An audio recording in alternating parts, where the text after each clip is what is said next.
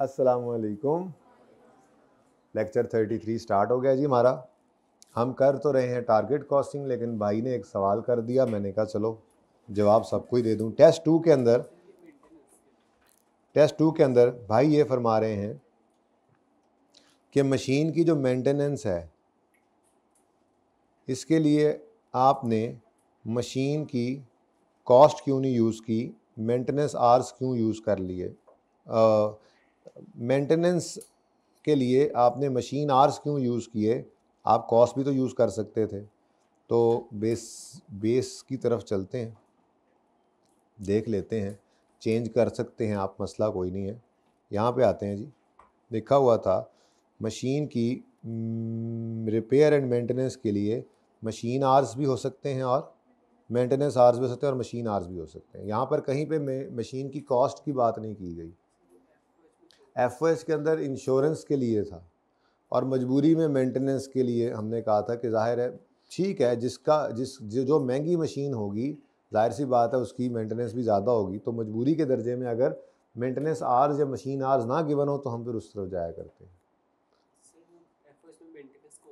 कोई बात नहीं, आप अगर मशीन आवर्स की बजाय कॉस्ट भी ले लेंगे तो तब भी चल जाएगा, बेस ही लेनी है ना कोई, तो अल्टरनेटिवली यूज़ कर सकते हैं, कोई ऐसा मसला नहीं है। लेकिन यहाँ पर क्योंकि मैंने आपको बताया यही था, एबीसी कॉस्टिंग के अंदर असल में आपके कॉस्ट पूल्स के लिए मेंटेनेंस आवर्स ही बेस्ट है। मेंटेनेंस कॉस्ट के लिए ना हो तो मशीन आवर्स हमने यहाँ पे लिख लिया था, यूज़ कर ले। तो ये चूँकि कॉस्ट पूल्स के हिसाब से चल रहे होते हैं एबीसी के अंदर, तो इसमें बेसिस यही है। लेकिन अगर आप कॉस्ट भी यूज़ कर जाते हैं तो कोई इतना पहाड़ नहीं टूट पड़ेगा, चल जाएगा काम, ठीक है। हाँ, बता देंगे ना बस उसको सामने कि ये मैंने मशीन की कॉस्ट यूज़ की है, तो कोई बात नहीं, वो भी यूज़ हो सकती है, खैर है। लेकिन यहाँ पे एबीसी कॉस्टिंग में तरतीब ये है, वो एफओएच के चैप्टर के लिए था, ठीक है। हाँ, दोनों में डिफरेंट है थोड़ा सा। अच्छा जी, टारगेट कॉस्टिंग पे हम थे और टारगेट कॉस्टिंग में मैंने आपको 8वां सवाल होमवर्क में दिया था, सही है। पढ़ें ज़रा जल्दी से इसको, कितने बच्चों ने किया इसको? मैं भूल गया, सोल्यूशन दे देता, जान छूट जाती। चलो आप क्विकली करते हैं इसको, हैं 15 से 20 मिनट में करना है इसको। फिर अगला सवाल करेंगे डेनमार्क, फिर उससे अगला बहुत मुश्किल सवाल है जो आपको होमवर्क में मिल जाएगा आज इंशाल्लाह। आपका वीकेंड पुर रौनक हो जाएगा। 10वां और 11वां सवाल आप वीकेंड पे फड़का के रख देंगे, देखी जाएगी क्या होगा। मैक्सिमम गलत होगा तो फिर मंडे को कर लेंगे सही। जो इनमें मुझे मुश्किल लगेगा वो मैं करवा दूंगा, जो आसान लगेगा उसका सोल्यूशन दे दूंगा, और फिर इंशाल्लाह हम रेलेवेंट कॉस्टिंग की बुनियाद मंडे को डाल देंगे। ओके, चलें जी सवाल करते हैं। रिक्वायरमेंट थी एक्सपेक्टेड कॉस्ट पर यूनिट निकालें। कंपोनेंट कोई बनाना है एनपी 19, ठीक है, और फिर कॉस्ट गैप अगर कोई है तो वो भी कैलकुलेट करना है। ओके, तो चले शुरू करते हैं काम। सवाल को पढ़ना शुरू किया था, कुछ गंद भी पाया हुआ थे असी।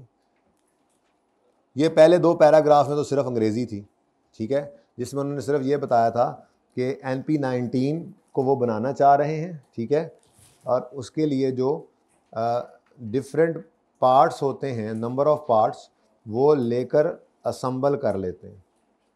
बाहर लोगों से चीज़ें लेते हैं, उसको असम्बल करके इकट्ठा करके एक पार्ट बनाते हैं जिसका नाम क्या है, एनपी 19, ठीक है ना। अगली तो पहले 2 पैरा में तो कहानी से कल पढ़ाई थी, ठीक है।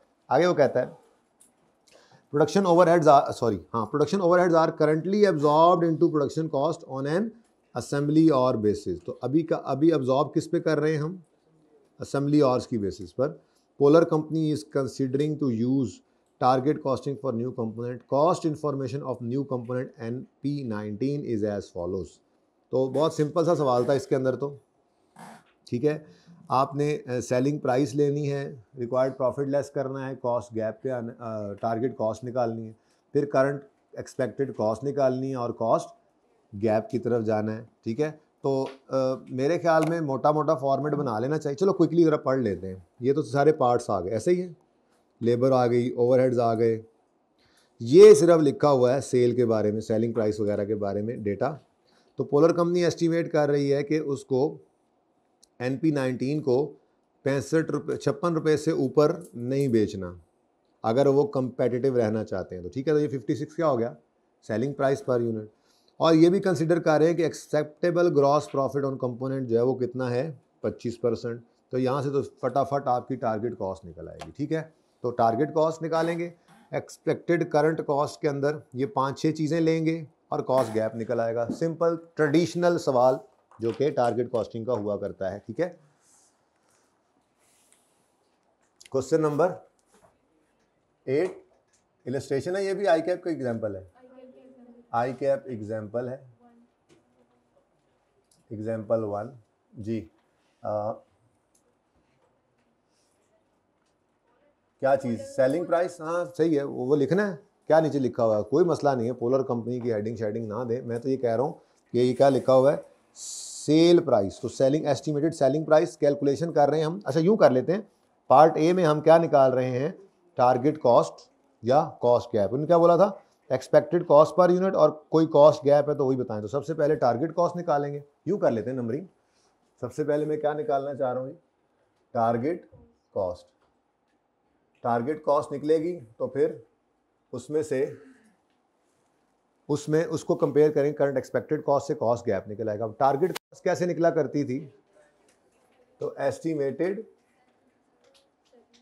सेलिंग प्राइस पर यूनिट है सवाल के अंदर गिवन कितनी, 56।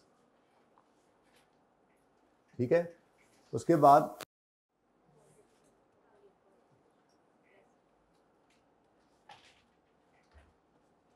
लेस कर देंगे इसमें से टारगेट प्रॉफिट, और वो उसने क्या कहा है जी, 25%। नहीं, कोई तो बात लिखी हुई होगी, वो कह रहा है कि and acceptable gross profit on components sold, तो ये सेल के ऊपर ही है, बाय कंपनी 25%। जो कंपोनेंट बेचना है उस पर प्रॉफिट कितना है, तो सेल के साथ ही जोड़ा हुआ है उसमें। क्या ख्याल है, आसानी वैसे भी कर लेनी चाहिए चुप हो तो। टारगेट प्रॉफिट जो है वो कितने परसेंट है जी, तो 56 का 25% लें, 14 आ गया, तो 42 आपकी क्या आ गई जी, टारगेट कॉस्ट, जिसको हम ए कहा करते हैं। ऐसा ही है। अगली चीज़ क्या चाहिए अब हमें, करंट एक्सपेक्टेड कॉस्ट। दूसरे स्टेप में निकालेंगे हम एक्सपेक्टेड करंट कॉस्ट। तो इसमें अब 1 बाय 1 हम देखते जाते हैं, चीज़ों को देते चले जाते हैं। ठीक है, कुछ बहुत सिंपल है, कुछ थोड़ा सा टेक्निकल है। जैसे पार्ट 1922 बहुत इजी, कहता है each unit of NP19 requires 1 unit of part 1922, लेकिन वो कहता है दीज बॉट इन पार्ट्स, यानी ये जो खरीदते हैं हम parts, are purchase in batches of 5000 unit. हर दफ़ा एक शिपमेंट मंगवाते हैं, तो एक ट्रक में, एक ट्राले में, एक रिक्शे में, एक लोडर में, एक जो कंसाइनमेंट आती है, एक जो शिपमेंट आती है, उसके अंदर ये 5000 कंपोनेंट्स आते हैं 1922। ठीक है, 1922 पार्ट जो है ये 5000 से कम या ज़्यादा नहीं है, बल्कि इसको 5000 के बैचेज में मंगवाते हैं। ठीक है, अब परचेज कॉस्ट तो 5.3 ईच गिवन है, 5.3 ईच, लेकिन डिलीवरी कॉस्ट जो है वो टोटल में गिवन है। तो भाई क्या करें, 5.3 तो ऐसे ही लिख लेंगे, 2750 को डिवाइड कर देंगे 5000 से। ये करके दिखाया था, ये वाला ज़्यादा इजी लगा था हमें, तो अब यही हमने टैकल करना है, वहीं ब्रैकेट के अंदर ही अलग से वर्किंग क्या करनी, सिंपल सा तो है, कर लें अलग तो मसला कोई नहीं है, लेकिन हो सकता है ना ब्रैकेट के अंदर। ठीक है, तो हमें क्या चाहिए जी, एक यूनिट पार्ट 1922 का, और हर एक यूनिट की कॉस्ट जो है वो 5.3 प्लस डिलीवरी कॉस्ट आएगी। ठीक है, तो एक्सपेक्टेड करंट कॉस्ट में हमने सबसे पहले क्या लेना है जी, पार्ट 1922 की कॉस्ट। अब इधर देखें, पार्ट 1922 की कॉस्ट निकाल रहे हैं, कितने एक यूनिट ऑफ NP19 पर कितने यूनिट लगेंगे पार्ट 1922 के, एक बेटा, एक यूनिट लगेगा 1922 का, और हर एक यूनिट कितने का है, 5.3, तो उसकी परचेज प्राइस है 2750 को भी डिवाइड करो 5000 से। अब ये आपके कैलकुलेटर पे आंसर निकल आएगा। ठीक है ना, निकल आएगा ना, 5.3 प्लस, पहले इसको प्लस इसको कर लो डिवाइड, जो आंसर आता है उसको प्लस करो 5.3, ये आ गई टोटल कॉस्ट एक 1922 पार्ट की। और हमें कितना चाहिए एक NP8 पर कितने पार्ट चाहिए, एक 1922 चाहिए, तो बस इंटू 1 करो 5.85। मसला हो तो पूछ लीजिएगा, कल समझाया, अब आज तो फटाफट कर सकते हैं ना। नेक्स्ट 1940 पार्ट भी लगता है, उसके बारे में कह रहा है कि ईच यूनिट, ये हर जगह पे ना उसने एक NP19 का बताया हुआ है। ईच यूनिट एक NP19 पर कंपोनेंट पार्ट 1940 के 20 सेंटीमीटर लगते हैं, ठीक है, जो कि 2.4 पर मीटर गिवन है। पहला मसला तो ये आ गया कि रिक्वायरमेंट सेंटीमीटर में है और रेट मीटर में है, तो कोई मसला नहीं है। एक मीटर में कितने सेंटीमीटर होते हैं? 100। तो इस 20 सेंटीमीटर को डिवाइड करेंगे 100 से, तो कल रिवाइज भी कराया था, बेसिक में पढ़ाया भी था। स्मॉल यूनिट ऑफ मेजरमेंट से लार्ज यूनिट ऑफ मेजरमेंट में जाना हो तो उस स्मॉल जो फिगर जो गिवन हो, क्वांटिटी गिवन, उसको डिवाइड कर दें। सेंटीमीटर से मीटर में जाना है तो 100 से, मिलीलीटर से लीटर में जाना है तो 1000 से। तो इस तरह से आप कन्वर्ट कर सकते हैं। मिनट्स को आवर्स में करना है तो मिनट्स जो गिवन है उसको डिवाइड बाय 60 करेंगे तो आवर्स में आ जाएगा। ये बेसिक्स में सिखाया था ना। तो यहाँ पे दोबारा रिवाइज किया, फिर जब कभी आएगा दोबारा ये लिख लिया करेंगे ताकि ये बार बार चीज़ें फिर पक्की होती जाएं। बेसिक्स में किया ज़रूर था वो काम, दोबारा जब भी आता है तो मैं रिवाइज भी करवाता हूँ, लेकिन पक्का होगा जितना वो काम, तभी मैथमेटिक्स ही है और CMA के अंदर मैथमेटिक्स काफ़ी है ना, तो ये छोटी छोटी चीज़ें, 5वीं 6वीं वाली मैथमेटिक्स है, ज़्यादा नहीं। ओके, तो ये साथ साथ रिवाइज करते जा रहे हैं। तो इसका मतलब सबसे पहले तो हमें 20 सेंटीमीटर को डिवाइड करना है 100 से, ये 0.2 मीटर बनेगा, ऐसे ही है। अब 0.2 मीटर तो लगना है, लेकिन वो आउटपुट पे होना है। एक नई मुसीबत क्या आ गई, एक्सपेक्टेड है कि there will be some wastage due to cutting and that 5% of purchased part, ये यानी 5% ऑफ इनपुट, 5% ऑफ इनपुट। कहाँ लिखूँ इनपुट? यहाँ लिख लेता हूँ, ठीक है। ये इनपुट का 5% लॉस हो जाता है, ठीक है जी, कोई मसला नहीं है। ज़ुबानी कलामी करेंगे छोटी सी वर्किंग साइड पे करके, जैसे जुगाड़ लगाया था, ठीक है। अब सबसे पहले तो मुझे ये बताओ कि ये मैंने क्या लिखा था, एक 1922 लगता है NP19 के एक यूनिट पर, एक 1922 लगता है और उसकी कॉस्ट ये है। ऐसे ही अगला पार्ट 1940 है, तो एक NP19 पे 1940 कितना लगता है? 20 सेंटीमीटर ओवर 100 यानी कि 0.2 मीटर।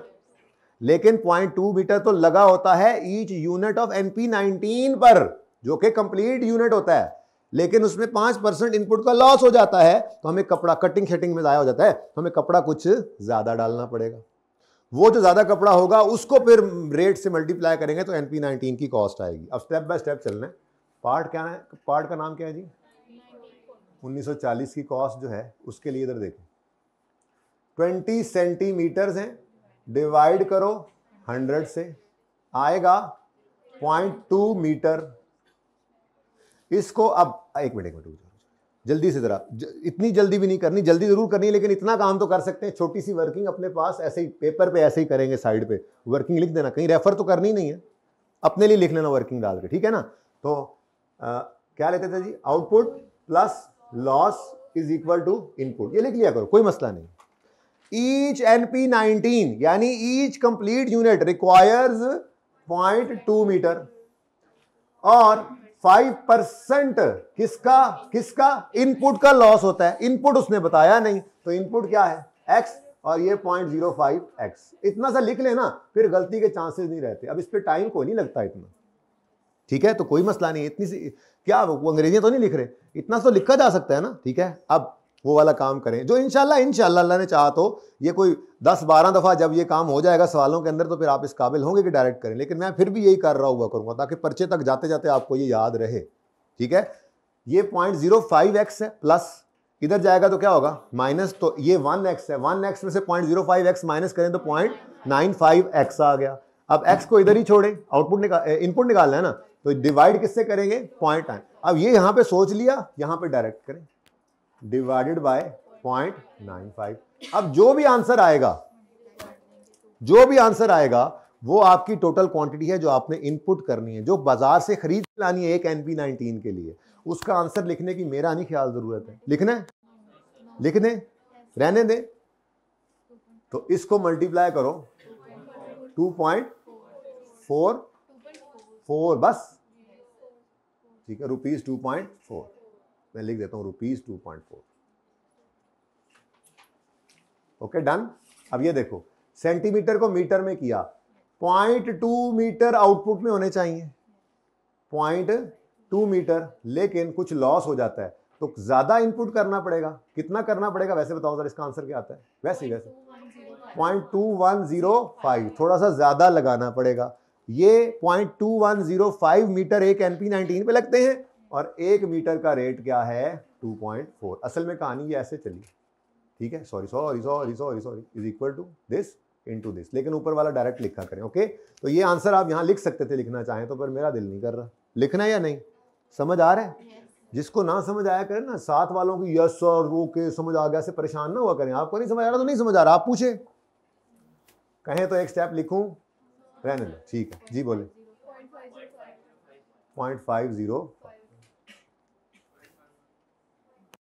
0.505.1 करना है तो कर ले इसको यार, इसको कर ले, नहीं करना ठीक, कर ले आंसर को कर लिया करे राउंड, लेकिन 2 डेसिमल से नीचे तो बिल्कुल नहीं आना, काफी है ये, ठीक है। अच्छा चलें आगे भाई, मसला है, समझ आई है? 0.2 मीटर एक NP19 पर लगे होते हैं जो कंप्लीट होता है, लेकिन कुछ लॉस होता है तो हमें 0.21 पता नहीं कितना 0.2105 मीटर इनपुट करना पड़ेगा, तब 0.2 मीटर आउटपुट में निकलेगा। कुछ कटिंग शटिंग कतरने से तरने निकल जाती हैं। तो अब 0.2105 मीटर हमने बाजार से खरीदना है एक NP19 के लिए, तो कितने का 1 मीटर है? 2.4 का, तो उससे मल्टीप्लाई करेंगे तो कॉस्ट आ जाएगी एक NP19 पर कितना कपड़ा लगता है। कपड़ा कह दिया मैंने, ठीक है, सही है। चलें आगे। अदर पार्ट्स, आसान चीजें भी हैं। Other parts for component NP19 will also be bought in and will cost 7.2 per unit of the component. हाँ जी, ये तो बहुत सिंपल हो गया। एक NP19 पर जो अदर पार्ट्स लगते हैं उनकी कॉस्ट कितनी है? 7.2।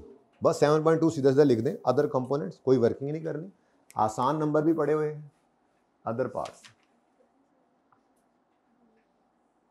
कितना जी? 7.20,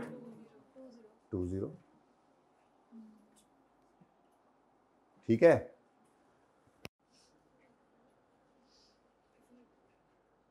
कितना आसान टॉपिक है ना ये।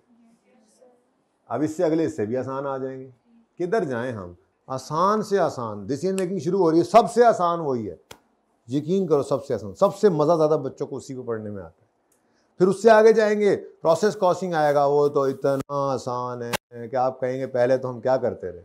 स्टैंडर्ड कॉस्टिंग थोड़ा सा फॉर्मूला याद करने में मुश्किल होगी, लेकिन फिर वो तो सबसे आसान लगेगा आपको। फिर छोटे मोटे तो वैसे ही आसान होते हैं। तो CA में इसका मतलब सबसे आसान पेपर आपका ही है। इंशाल्लाह सबसे आसानी से ये पास होगा।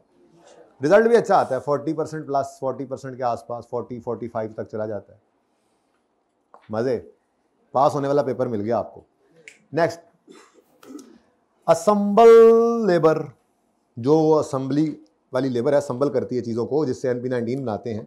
It is estimated that each unit of component NP19 will take 25 minutes. इसको हम कर लेंगे डिवाइड बाय 60, आवर्स बन जाएंगे। To assembly labor which is in short supply is paid 24 per hour. It is estimated that 10% of labor time will be idle. ये तो wastage time है, लेकिन नॉर्मल वेस्टेज है। तो असेंबली लेबर कॉस्ट, चलो assembly labour, मैंने सिर्फ labour लिखने लगा था। असेंबली लेबर कॉस्ट जी बच्चों, कितने मिनट्स? 25 मिनट्स। इसको पहले आवर्स में करना है तो डिवाइड कर दो 60 से। ये अब बन गया 0.416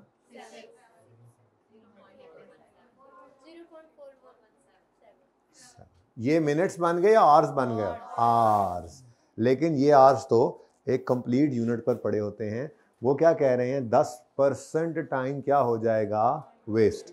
तो अगर 10% टाइम इसी के नीचे लिख लें वेस्ट होता है, तो इसका मतलब इनपुट आउटपुट पे कितना पड़ा हुआ है? 0.417।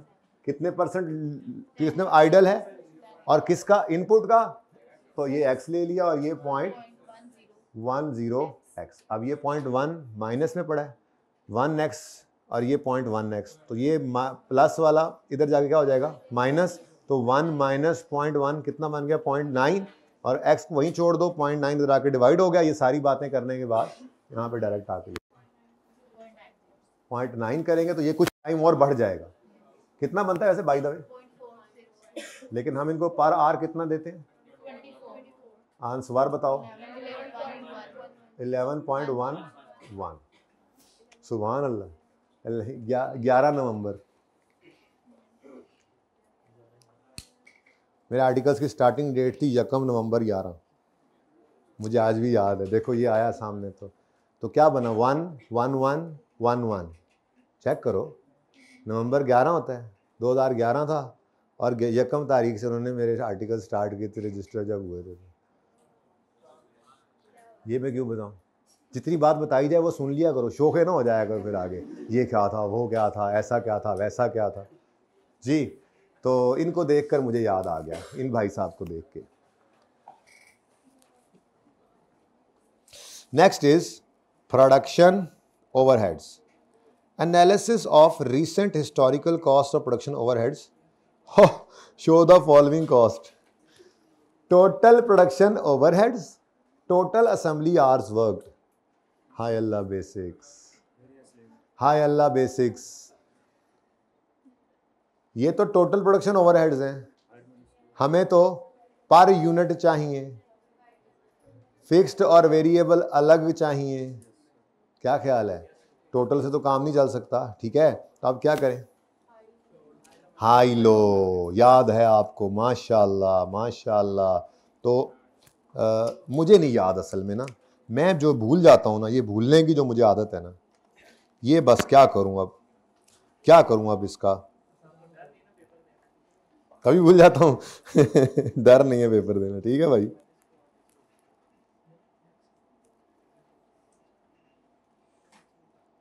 यहां कहीं पे स्टेप्स लिखे थे मैंने ना, ये step 1 bifurcation of semi variable cost into fixed and variable portion using high low method. इसमें आपको कहा था अगर 2 या 2 से ज्यादा लेवल्स के ऊपर, फिर मैंने एंड में ये बात भी की थी लेवल सिर्फ प्रोडक्शन यूनिट्स नहीं हो सकते, ये लेबर आवर्स भी हो सकते हैं, मशीन आवर्स भी। याद आओगा आपको 1-2 सवाल भी किए थे, आज वो मसला आ गया ना। तो बेसिक्स में पढ़ी हुई चीजें एंड तक चलेंगी, बार बार आएंगी, टेंशन ना लें। वो दिन कीमती थे, आपको उस वक्त नहीं पता था, अब आपको रोज इस चीज का एहसास होता है। काश वहां सही से पढ़ लेते, है ना, पढ़ लिया था तो भाई क्यों सो रहे हैं फिर। बेसिक्स में क्लासेस ली थी आपने, हाँ आपने क्लासेस वाले सो आप ही रहे थे, बेसिक्स वाली क्लासेस ली हुई हैं आपने, तो आपको क्या पता फिर है। अच्छा अच्छा, तो क्लासेस लेक्चर्स ही होते हैं, लेक्चर्स लेने हैं अभी। अगर 2 या 2 से ज़्यादा लेवल्स के ऊपर कॉस्ट गिवन हो तो हाई लो मेथड यूज करके उसमें हम फिक्स्ड और वेरिएबल बाइफरकेट कर सकते हैं। क्या था स्टेप 1, स्टेप 1 था वेरिएबल कॉस्ट पर यूनिट निकालनी है। कैसे, cost at highest level minus cost at lowest level divide by activity highest level वाली। यूनिट्स हैं तो यूनिट्स ले लो, आर्स हैं तो आर्स ले लो। अगर यूनिट से डिवाइड करोगे तो पर यूनिट आएगी, आर से डिवाइड करोगे तो पर आर आएगी ये कॉस्ट, ठीक है। तो highest activity level minus lowest activity level minus करोगे तो आपके पास क्या आ जाएगी, वेरिएबल कॉस्ट पर यूनिट। याद है थोड़ा थोड़ा। उसके बाद मैं भूल गया था ना, भूलने की आदतें यू नो। अब ये वेरिएबल कॉस्ट पर यूनिट निकल आई तो फिर एक हमारे पास होता था टोटल कॉस्ट का फंक्शन, टोटल कॉस्ट का function y equal to a plus B X, जिसमें y क्या है टोटल कॉस्ट, a क्या है टोटल फिक्स कॉस्ट और b क्या है वेरिएबल कॉस्ट पर यूनिट और x is the activity level. तो इस इक्वेशन को यूज करते थे, जिन 2 लेवल्स को आपने वेरिएबल कॉस्ट के लिए यूज किया है ना, हाईएस्ट या लोएस्ट, किसी एक लेवल के ऊपर ये वाला अप्लाई करते थे और हमारी वेरिएबल कॉस्ट आ जाती थी, टोटल फिक्स कॉस्ट आ जाती थी। ऐसा ही है, ये कुछ याद आया, ये थोड़े से सवाल नहीं किए थे हमने, ये पहला सवाल ये था, फिर ये तो ऐसे बीच में आया था, थोड़ा टेस्टर था। लेकिन उसके बाद यहाँ से जो काम शुरू हुआ, 14 किया था, 15 किया था, ये होमवर्क लिखा हुआ, फिर मैंने भी करवाए थे, याद होगा आपको। 16 किया था, 17 किया था, 18 किया था, 19 भी कर दिया था। ये सबसे हैवी सवाल यही था, जिसमें ना वो चेंजेस भी आ रही थी, जो मैंने कहा था CMA में अभी जब से सिलेबस चेंज हुआ है पिछली 7-8 टाइम से ये वाला कॉन्सेप्ट टेस्ट नहीं हुआ, लेकिन हमने एहतियातन कर लिया था। पहले वेले को पता लगता है कॉन्सेप्ट तो है ना हाई लो के अंदर, लेकिन ये सारे सवाल हमने किए थे हाई लो के। अगर नहीं याद तो जाके ये सवाल करें, मेरा मसला तो नहीं है ना, वैसे मसला है मेरा, लेकिन आपको याद होना चाहिए था। चले हाँ जी, अब ये देखें जी, दो ही लेवल्स गिवन है, ये हाईएस्ट है ये लोएस्ट है, पर आर्स में गिवन है, इसलिए वेरिएबल कॉस्ट, यहां पे वेरिएबल कॉस्ट पर यूनिट निकली थी ना, क्योंकि यूनिट से डिवाइड किया था। तो अगर आप आर से डिवाइड करेंगे तो ये वेरिएबल कॉस्ट पर आर आ जाएगी। मशीन आर है तो मशीन आर पर मशीन आर, लेबर आर है तो पर लेबर आर। को मसला, अकेले उदास हो रहे दोस्त के लिए है, तो मेरे पास आ जाओ, तुम मेरे दोस्त बन जाओ, मेरे दोस्त बन जाओ। अच्छा जी, अब ये highest level lowest level, highest level पे कॉस्ट लोएस्ट लेवल पे कॉस्ट, इन दोनों को डिफरेंस लेंगे तो वेरिएबल कॉस्ट पर यूनिट आएगी। और बोलो फिर जो पर यूनिट वेरिएबल कॉस्ट आएगी उसको या इसमें पुट करके आप टोटल फिक्स कॉस्ट भी निकालोगे। पहले ये काम कर लेते हैं, उसके बाद फिर देखते हैं कि क्या बनेगा। लेकिन चलो, लेकिन बाद में, पहले क्या करें, working one variable cost per unit, variable cost per unit निकलेगी हाई लो यूज करके, होगा। बोलो फिर, cost at highest level, cost at lowest level, तो 9,000 में करना है। फुल फिगर लिख लूं, ये ना बाद में समझ ना आए। 948,000 माइनस 912,000, ये कॉस्ट आ गई। अब हाईएस्ट लेवल एक्टिविटी का क्या था, आर्स है तो आर्स लिख दो, यूनिट्स है तो यूनिट्स लिख दो, एक्टिविटी लेवल तो किसी भी तरह, माइल्स है तो माइल्स लिख दो। ओके जी, कितने आर्स, 22,000 आर्स है, 18,000 आर्स है। अच्छा, अब मैं कैलकुलेटर पे इसका आंसर निकाल के मुझे बताओ। ₹9 पर केड़ा hour, assembly hour, labour hour ही हुआ ना फिर, सही है। उन्होंने क्या कहा था, असेंबली लेबर है सवाल में, तो पर लेबर आर आ गया, पर आर भी लिख लें, खैर है। डन, सही है। चलें आगे।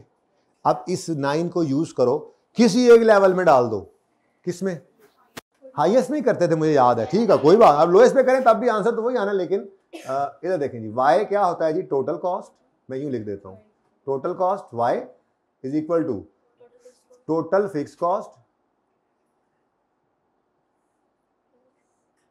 Plus total variable cost. ये मैं जरा दोबारा लिख देता हूं ताकि याद आ जाए, वेरिएबल कॉस्ट। इसको फिर मजीद हम ब्रेक करते थे, इस वाले को, इसको ब्रेक करके क्या लिखते थे, variable cost per unit into activity level, जो यहां पे आर्स है, ठीक है। तो total fix cost plus variable cost per unit, जो स्टेप 1 में निकली हुई है, variable cost per unit into activity level assembly hours into total labour hours कर लें, ठीक है। ये मैंने अब तोड़ लिया इसको, ये वही है y is equal to a plus B X. याद है या लिखूं ऊपर, ये भी किस किस को याद नहीं आ रहा ये, तो तुम तो हाथ ना खड़े हो, याद उनको आता है जिन्होंने पढ़ा हो। तुम्हारे तो भी लेक्चर्स पेंडिंग है, पता नहीं सारा सेशन ही पेंडिंग रहेंगे। कितने दिन में पूरे कर रहे हो लेक्चर्स तुम, ये हाँ 1 हफ्ते में। तो ये पहले 6 लेक्चर्स में इसने आ जाना था, तो अभी तक तुमने शुरू नहीं किया, इसका मतलब झूठ बोल रहा है, 7 वाले कह रहे हैं। चलें जी, ले बेटा जी, एसी को क्या करना है, एसी को 26 पे करा रहे हैं जी, 7 पे तो फिर हीटर बन जाएगा जी। 948,000 ले लो, और यहाँ पे 20,000 घंटे हैं, तो 948,000, और हमें चाहिए क्या, यही टोटल फिक्स्ड कॉस्ट चाहिए हमें, और वेरिएबल कॉस्ट पर यूनिट है ₹9, और आवर्स हैं 22,000 लेबर आवर्स हैं। अब इसको सॉल्व करें, इसका आंसर निकालें, इससे माइनस करें, तो टोटल फिक्स कॉस्ट आपकी आ जाएगी 7।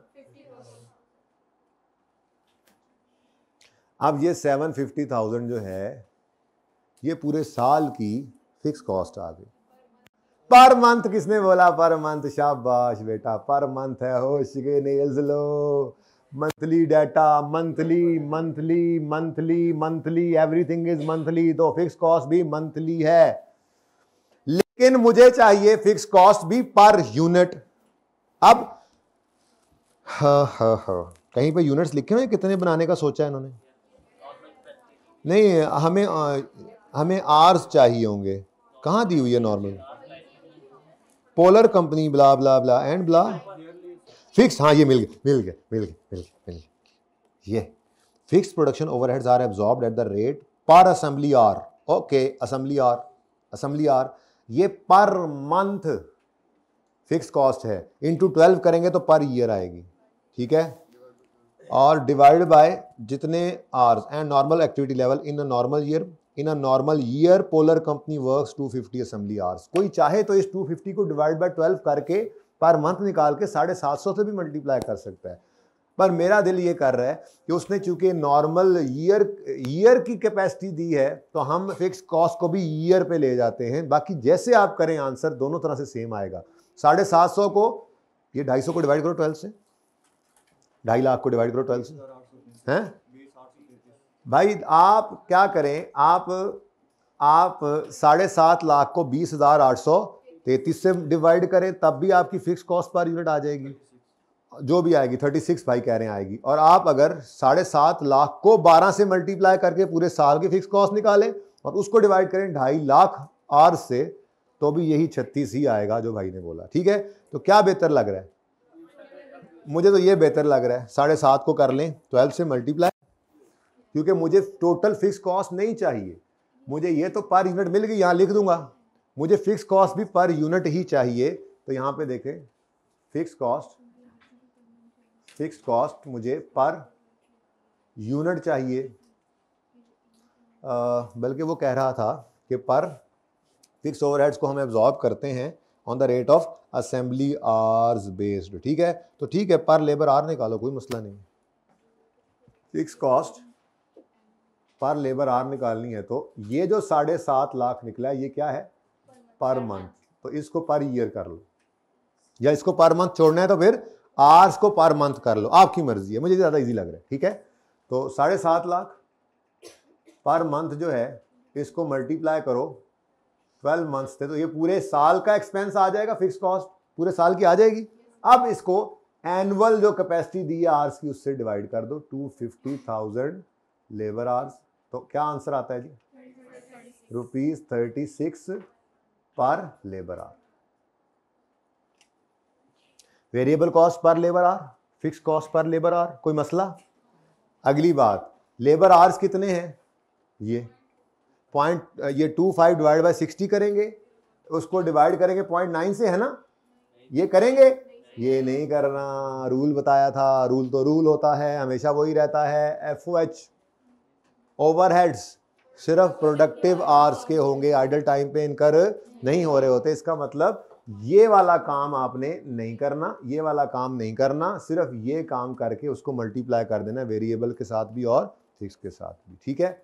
ऐसी मेरा दिल कर रहा है, चलो रहने दो, मैं 25/60 करके ये लिखूं, फिर इसको करके अगला भी आंसर लिखूं, ताकि आप कहूँ देखो हमने इस पे लगाया अगले पे नहीं लगाया। इसे करने की ज़रूरत है, वैसे चलेगा काम। तो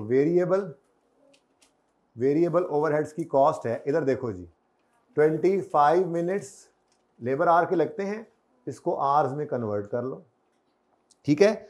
अब इसको डिवाइड बाय 0.9 नहीं करना, बल्कि इसी को आप ₹9 पर लेबर आवर से मल्टीप्लाई करो। वर्किंग नंबर 1 से ये आपने निकाला है, कोई मसला? बोलो आंसर। 3.75। ऐसे ही फिक्स्ड FOH की कॉस्ट, फिक्स्ड ओवरहेड्स की कॉस्ट, ये भी पर यूनिट हमें चाहिए, लेकिन उसने आवर्स में दिया हुआ है डेटा, डिवाइडेड बाय 60, ये आ गया 0.417 आवर्स। क्या इसको डिवाइड बाय 0.9 करें? क्या लेबर टाइम का लॉस इसमें लें? नहीं। FOH तो प्रोडक्टिव आवर्स के ही होते हैं जो आउटपुट पर लगे हुए हैं। जब वेली बैठी है लेबर तो हम अज्यूम किया करते हैं हमेशा ही कि इसमें FOH इनकर नहीं होंगे। तो इनटू ₹36 पर लेबर आ रही है, तो ये वर्किंग नंबर 1 से ही आया, 15 एग्जैक्ट। चलो कुछ रह तो नहीं गया, कोई रह तो नहीं गया हैं जी? 15.00 एग्जैक्ट आ गया, कमाल नहीं हो गया? 01 लिखवाना था ना, फिर अच्छी बात है, चलो आपने नहीं लिखाया तो चले खैर जी। हैं तो 15.01 है तो कर लो यार, फर्क क्या पड़ा? अभी दो बच्चों ने कहा 01, राउंड कर दे ना। एक मिनट, इसका आंसर क्या आया? 15.0।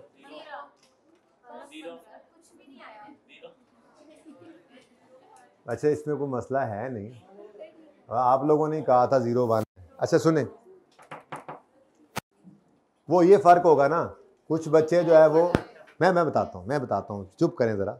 कुछ बच्चे इस 0.417 को लिख रहे होंगे और कुछ जो कैलकुलेटर पे आंसर आ रहा होगा उसी को लिख रहे होंगे। तो जो कैलकुलेटर वाले आंसर को लिख रहे होंगे उनका 15.01 आ गया होगा, उनका 15 आता है कैलकुलेटर वालों का, क्योंकि आपने यहां पर लिखा हुआ है 0.417, तो ये ज़्यादा बेहतर है, फिर कैलकुलेटर साथ थोड़ी जाना है। वैसे एक छोटी सी बात कही, ठीक है, बाकी दोनों सही हैं, दोनों सही हैं। कॉस बताएं, ये बात समझ आई मैंने क्या कहा है? कुछ बच्चे करते हैं, सुने 25/60, अब कैलकुलेटर पे एक लंबा सा आ रहा होता है पॉइंट इतने इतने इतने इतने इतने, उसी को मल्टीप्लाई बाय 36 किया तो उनका आंसर आ रहा है 15 पूरा। लेकिन आपने तो अगर लिखा भी तो यही लिखेंगे 0.417, ये किसी ने 0.42 किया हुआ अगर राउंड करके, तो उसी को फिर मल्टीप्लाई करें, क्योंकि आपकी किताब के ऊपर, आपके पेपर के ऊपर सवाल के सोल्यूशन में तो ये लिखा हुआ।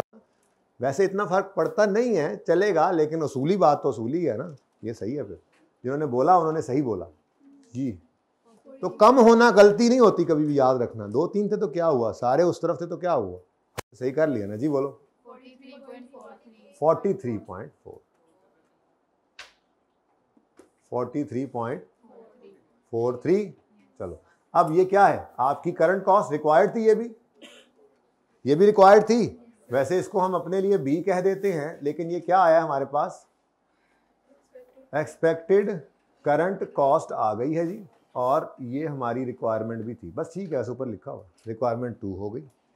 नेक्स्ट इज, साथ ही उसने कहा था, अच्छा ये रिक्वायरमेंट 2 कोई नहीं है, ये स्टेप 2 है मेरा। उसका उसने कहा था कोई कॉस्ट गैप है तो वो निकाल दो। ने कहा जी बिल्कुल कॉस्ट गैप नजर आ रहा है, ये देखें। तो भाई ने कहा था बी ए, तो बी माइनस ए करें, बी माइनस ए करें, ये तो गैप है, तो यह आ गया हमारे पास टारगेट कॉस्ट का गैप। तो स्टेप 3 में हमने निकाला जाकर टारगेट कॉस्ट का गैप। ऐसा होता तो नहीं था, ये आज क्यों बंद हुआ? इधर ले आओ भाई, बत्तियां बाल लो अपने अपने मोबाइल। वैसे वो मोबाइल में मुझे यूं लगेगा सितारे, वैसे तो आप सितारे ही हैं मेरे सारे, लेकिन यूं लगेगा कि निकले हुए हैं इस वक्त सितारे सारे, जगमग कर रहे हैं। अब ये जुगनू है मेरे, कुछ जहाज भी हैं, ये जैसे अब जो बोला था एरोप्लेन्स, यू नो, मतलब बिजली, हालांकि सब नजर भी आ रहे हैं वैसे तो, लेकिन बिजली जाते ही घर वालों ने ऐसे बना सवार के, कपड़े छपड़े पहना के, नहा धुला के, अच्छा खासा बंदा बना के भेजा होता है। वहां से बिजली जाती है, अंधेरा होता है, तो कोई बिल्ली बन रहा है, कोई असलियत में नहीं ऐसे करते ना, ठीक है नहीं, लेकिन अच्छे बच्चे हैं, किसी ने कुछ नहीं कहा सिवाय एक डोंट वाले भाई के।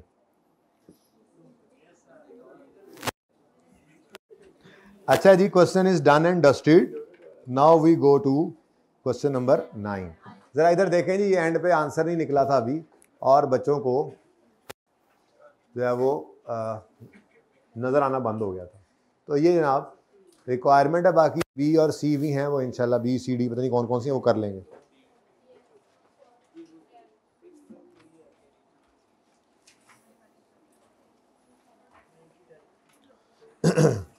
जी अगला सवाल ट्राई किया हो किसी ने? किसने किया? हो गया? कैसे पता लगा कि हो गया? नहीं सोल्यूशन तो होगा नहीं। अच्छा हाँ, रीसेंट सवाल है ना, सोल्यूशन तो कहीं ना कहीं से मिल ही गया होगा, आई कैप की किताब से, आई कैप की वेबसाइट से, किसी और किताब से। किस किस ने सोल्यूशन देखा कहीं ना कहीं से कोशिश करके? करने के बाद देखा, अच्छी बात है। अब कर भी लेते हैं दोबारा।